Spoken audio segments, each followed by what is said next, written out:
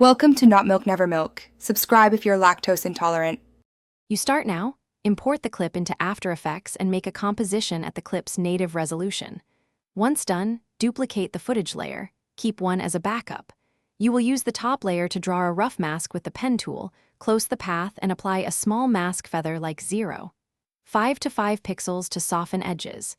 Make sure to set mask mode to add. This gets you immediate isolation and a stable base for the next steps.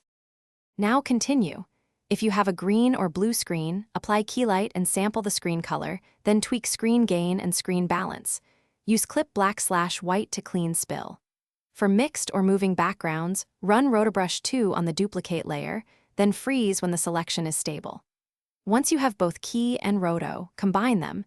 Use the mask to limit Rotobrush and add Matte Choker plus Refine Edge to preserve hair. This layered approach. Finish by inserting your replacement background and match the footage color with Lumetri color.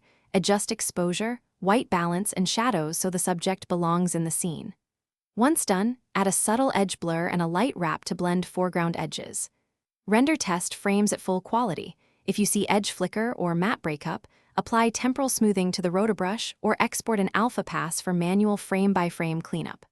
One key tip: when edges jitter, reduce Rotobrush propagation and refine problematic.